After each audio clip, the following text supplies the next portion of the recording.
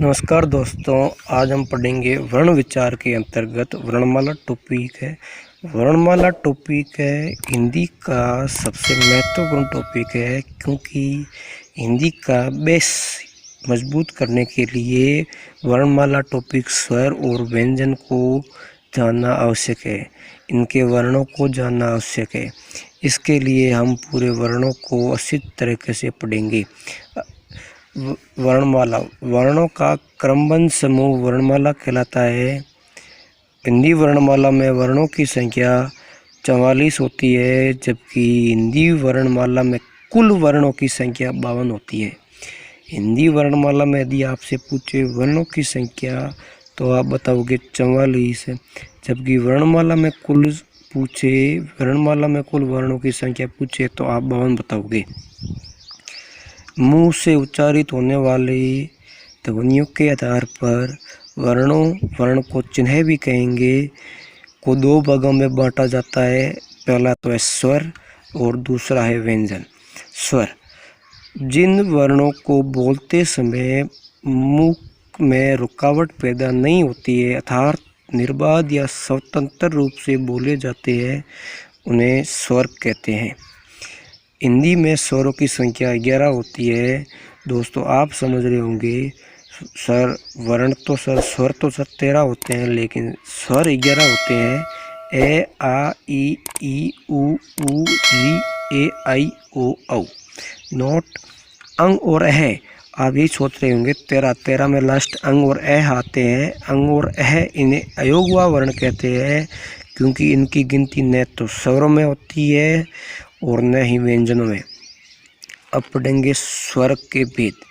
ह्रस्व स्वर, दोस्तों इसको हम ह्रस्व कहेंगे, न कि ह्रस्व, क्योंकि ए के नीचे रे की मात्रा होती है, तो शुद्ध रूप से उच्चारण में ह्रस्व बोलते हैं, न कि ह्रस्व। पहला ह्रस्व, दूसरा दीर्घ।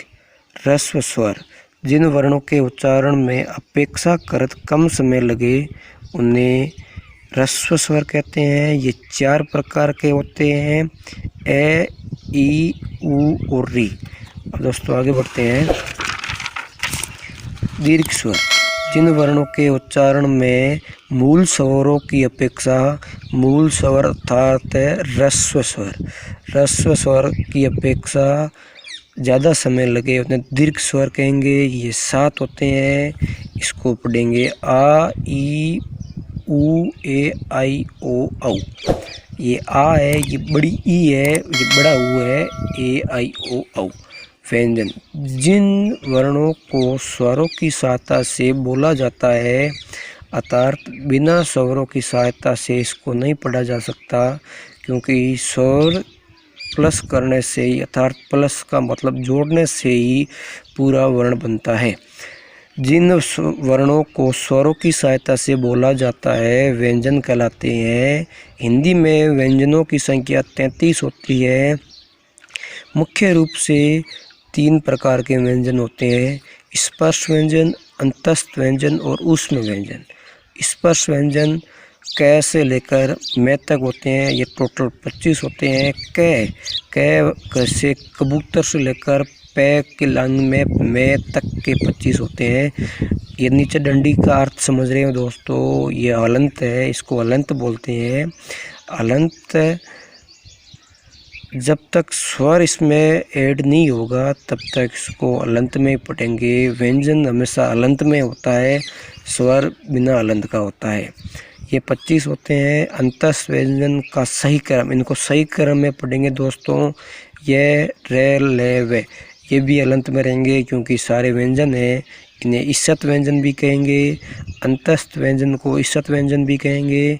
ऊष्म व्यंजन, इनका सही क्रम से और है, ये भी हलंत में व्यंजन है।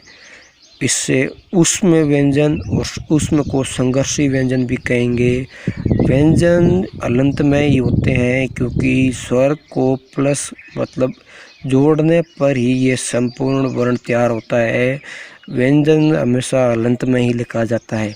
दोस्तों, वीडियो की क्लियरिटी थोड़ी कम होगी, क्योंकि मैं फ़ोन से बना रहा हूँ, तो मैं आपको PDF सेंड कर दूँगा। ये मैंने NCERT के बेस पे बनाए हैं। टोटल संपूर्ण एनसीईआरटी के बेस पे बनाए हैं। संपूर्ण हिंदी की व्याकरण अब की बार हम अच्छे वीडियो क्वालिटी के साथ पढ़ेंगे। धन्यवाद।